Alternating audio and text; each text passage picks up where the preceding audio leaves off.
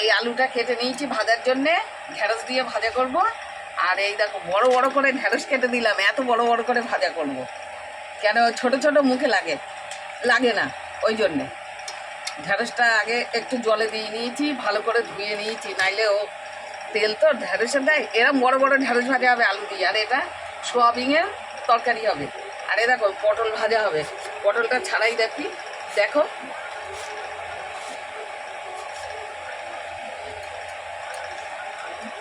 মুখটা আগে কেটে নিয়েছি।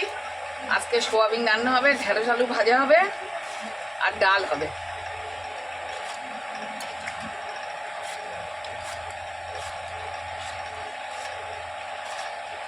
পটল ভাজা হবে, আমার দাদা পটল ভাজা খেতে ভালোবাসে, আমরাও খাবো। আজকে শনিবার তো নিরামিষ।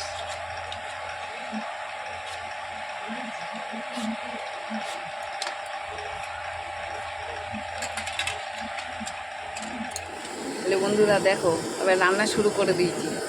এবার দেখো কড়াইতে তেল দিলাম, শুকনো লঙ্কা জিরে ফোড়ন দেবো ডালে।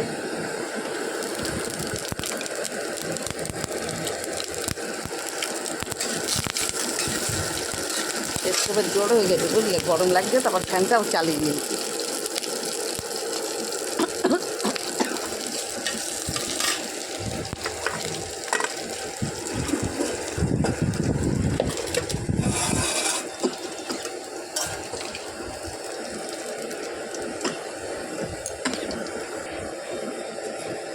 দেখো ডালটা করে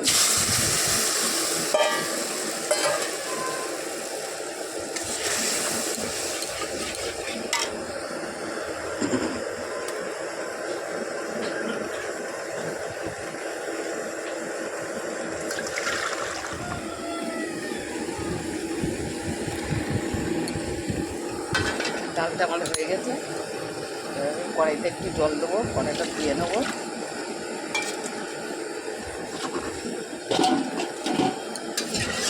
হতে হতে আমি এবার পটল ভাজায় লবণটা দিয়ে দিলাম, আলু ভাজায়ও একটু দিয়ে দিলাম, লাগে আবার পরে একটু দেওয়া যাবে। হলুদ দিলাম,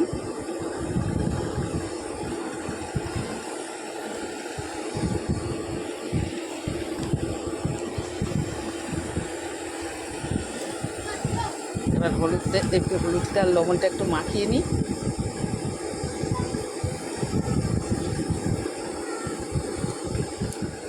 আমি তেল দিলাম কড়াইতে, তেলটা হতে থাক।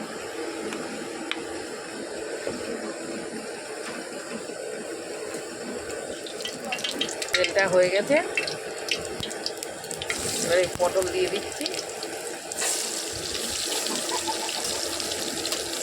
সবগুলো এমন করে দিই, আবার পরে অমন করে দেবো।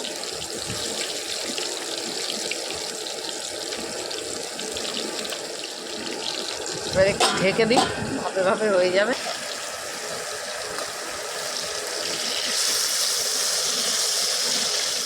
এবার একটু ঢাকা দিয়ে দিই।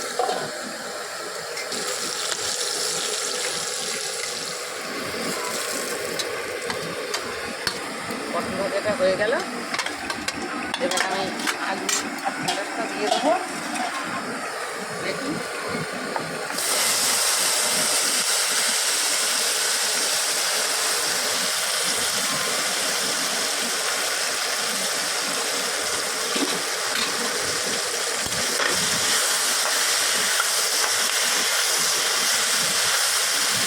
পটল ভাজা একটু ধরে দিয়েছি, দিয়ে কড়াইয়ের ভিতরে দেখি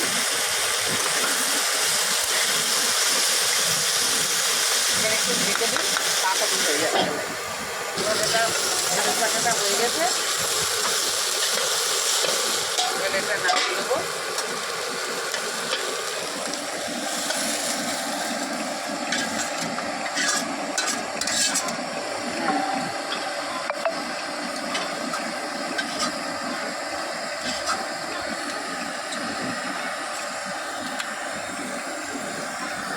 এবার আমি কড়াইতে তেল দেবো।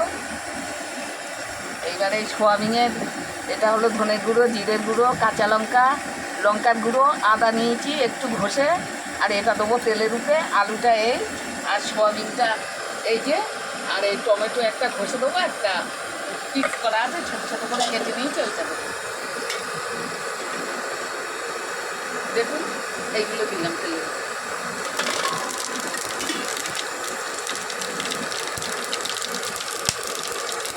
এইবার আলুটা দেবো।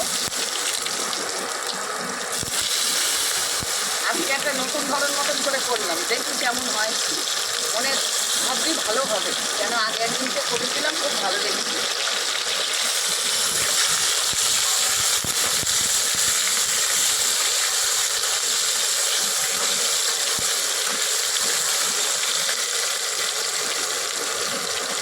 এটাতে আদাটা আমি দিয়ে দেবো। হ্যাঁ, আদাটা দিয়ে একটু তেলের দিকে একটু এ করে দিলাম।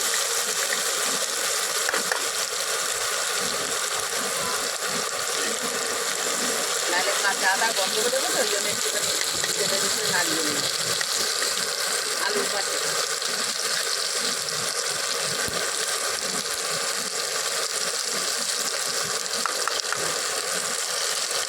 এবার মিশিয়ে দিলাম।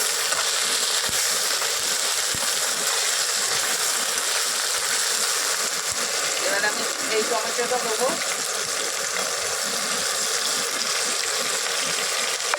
আর আমি এবার এই মশলাটা দেবো।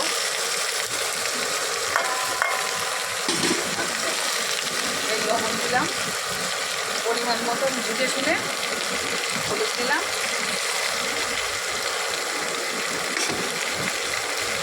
এবার একটু জল দেবো।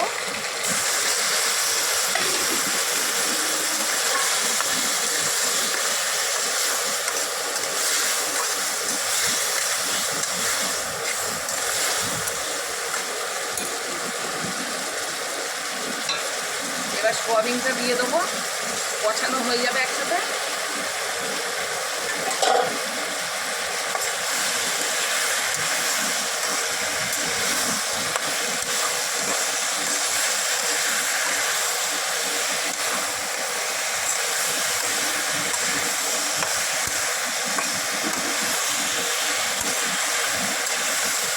এরকম করে খেয়ে দেখবেন, এই রেসিপিটা খুব ভালো হবে।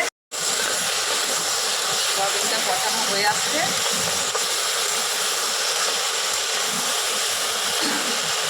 এবার এই টমেটোটা দিয়ে দেবো। তাহলে আমার এই টমেটোটা দেওয়া হলো। এবার আবার একটু কষাবো, কষিয়ে তারপর জল দেবো। তাহলে আমি কী রান্না করলাম, আমার ভাত হয়ে গেছে ইন্ডাকশানে। এখন এখানে ঢেঁড়স আলু ভাজা, পটল ভাজা, ডাল। হ্যাঁ, এই যে ডাল, শুকনো লঙ্কা জিরে ফোড়ন দিলাম, আর সোয়াবিনের তরকারি। আজকে নিরামিষ তো, ওই জন্য এটা একটু কষিয়ে নিই, তারপরে জল দেবো।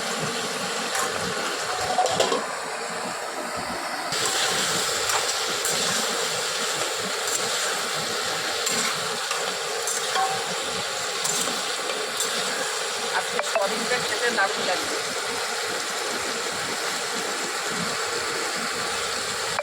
একটু ঢেকে দিই, একটু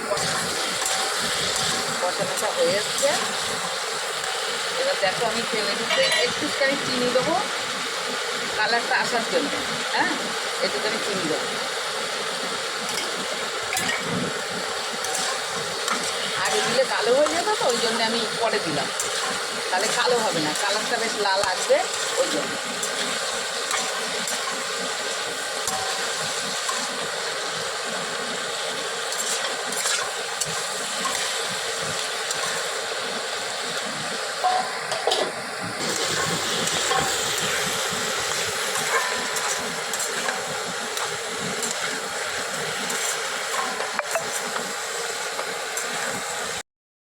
হয়ে যাচ্ছে, আবার জল দেবো। নামানোর আগে এই যে একটু গরম মশলা দেবো গুঁড়ো।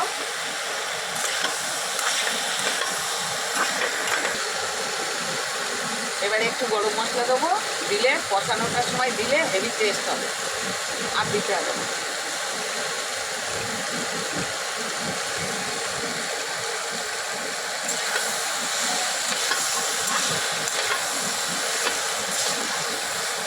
গরম মশলাটা আগে দিলাম কেন, এই এখন দিলাম কেন, এটা একটু কষানো হয়ে যাচ্ছে তো, একটা দারুণ গন্ধ বেরোবে, খুব ভালো লাগবে।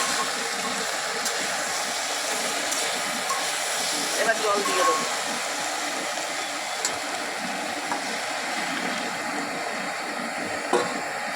হয়ে গেল আমার সোয়াবিন, হয়ে গেল না এখনো হবে, আমি ঢেকে দিচ্ছি।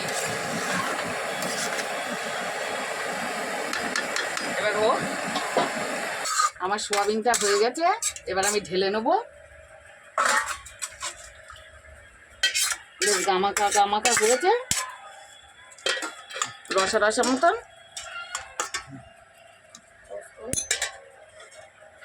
আমার রান্না হয়ে গেছে, সব কিছু গুছানো হয়ে গেছে। তোমরা একটু দেখে নাও কী কী রান্না করেছি। এই সোয়াবিন, এই ভাত, এই পটল ভাজা, আর ঢেঁড়স আলু ভাজা, আর এই ডাল দেখো, আর এই সঙ্গে লেবু আর কাঁচা লঙ্কা আছে। বাস এই রান্না হয়েছে আজকে। এবার তাহলে ভাত দেবো, একটুখানি দেখো। আমার দাদারে আগে ভাত দিই।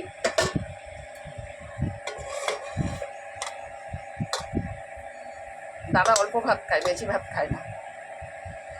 দাদা ভাতটা নিচে দিয়ে দিয়ে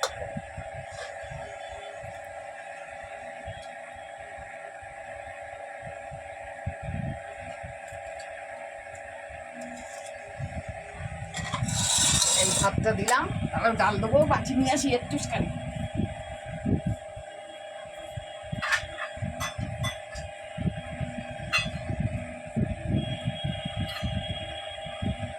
ডালটা দেবো, সোয়াবিনটা দেবো দাদাকে।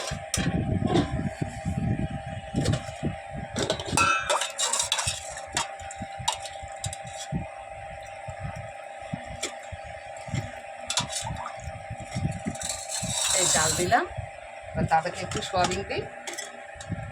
বেশি খাই না, অল্প অল্প খাবে।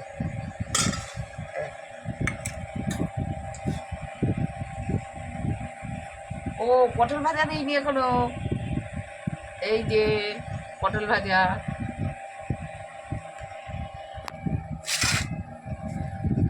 ঠিক আছে, তাহলে এবার খেতে বসি।